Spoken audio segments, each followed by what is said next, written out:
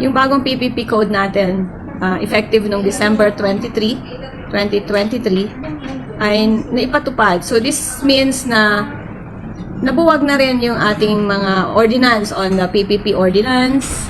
Nabuwag na yun. Nabuwag na rin yung ating P4 Selection Committee. Dahil meron na tayong bagong PPP law, na kailangan mag-form na ng bagong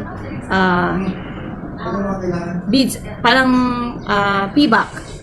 Kasi, ikakaganda nito para sa ating syudad. Para ang decision lang, hindi lang sa iisang executive at saka sa iilan lang na committee members, no?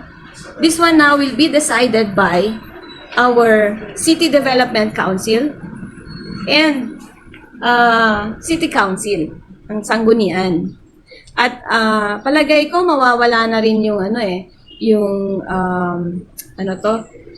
yung hindi natin pwedeng ilabas, certificate of non-disclosure. Kasi if the City Development Council will come into the picture, syempre, di malalaman na natin ng buong residents ng Baguio kung ano talaga ang nangyayari. Diba? So it is more transparent.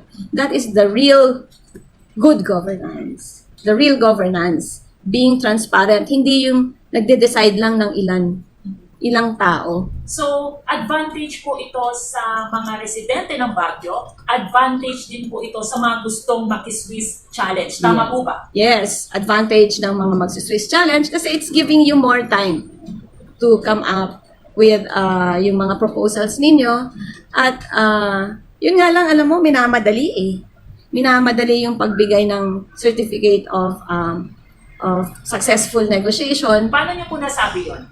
Kasi meron na, di ba? Eto na naman, meron na, di ba, napirmahan nung December yung certificate of successful negotiation with SMPHI para sa public market na hindi naman dumaan sa P4 committee. Well, kasi ako, member ako dun, wala naman akong ni-recommend na successful yung negotiation kasi palagi kong sinasabi sa P4 committee na wala pa tayong tabulation nung dating terms of negotiation at saka yung pinirmahan nila ngayon. So, I have questions on that.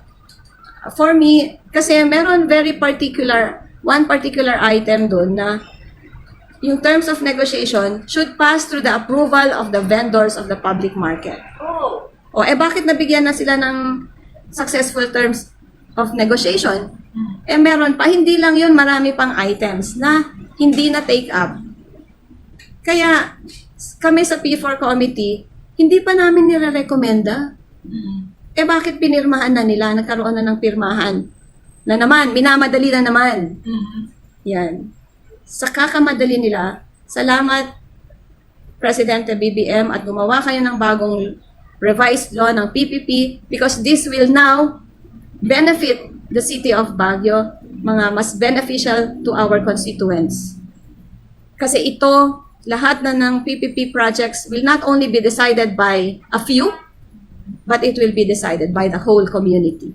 Nadinig po namin o nabasa po namin sa amended PPP code na mangingialam o merong say po ang PPP Center? Yes. Hindi na lang yung akala nila noon, opinion lang yan. Di ba? Remember, the Baguio Public Market, we had, we wrote the PPP Center noon. Pina-question natin yung pagbigay ng OPS sa SM for the Baguio Public Market. Okay. Kasi alam naman natin na nag-form ng ad hoc para lang ma-distinguish na kung sino ang mas complete ang documents, SM ba or Robinson. Okay. Pero this time with the new PPP law, lahat na ng unsolicited proposal, dadaan muna sa PPP Center. Sila ang magkakikilatis yung completeness ng documents. Okay. Diba? Ang ganda? Opo. Ang galing. Ma'am, ang sabi po sa PPP Center at sa new PPP code, lalabas po yung IRR nitong amended PPP Yes. code sa Marso. Sa March. Itong taon na ito. Yes.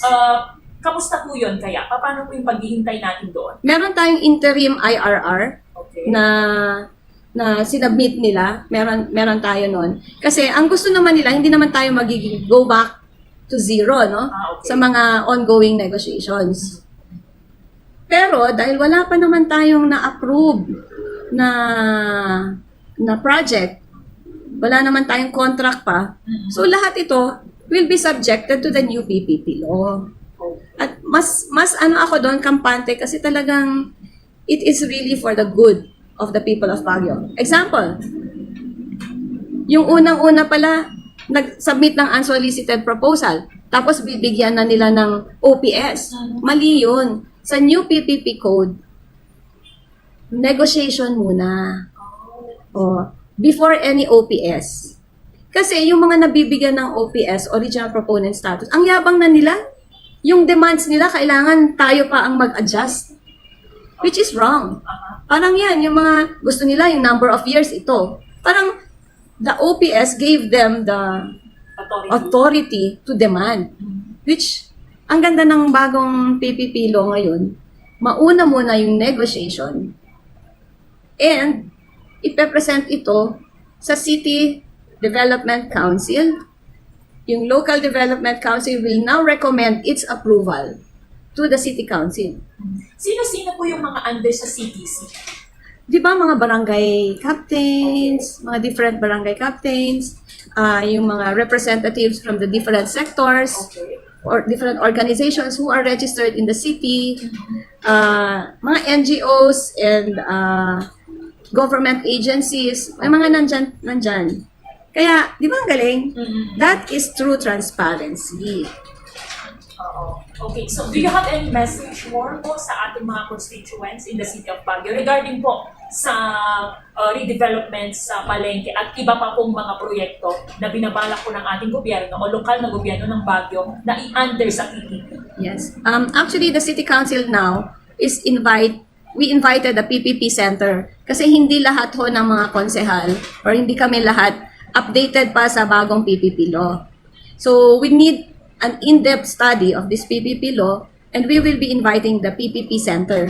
Nung Monday po, na-invite lang yung mga representatives from the legal, from the mayor's office, nandun din si mayor, on their side, yung understanding nila sa side nila. But, syempre, ang lawmakers are the legislative. Yes. So, dapat legislative, maintindihan muna kung ano mga ito so that we can now act on kung ano yung next step. So, meanwhile, stand still, lahat yan.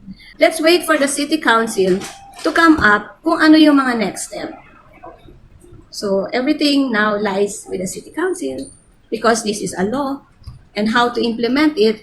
Siyempre, the PPP, the new PPP code, yan yung bagong code na dapat sundin natin. Yan.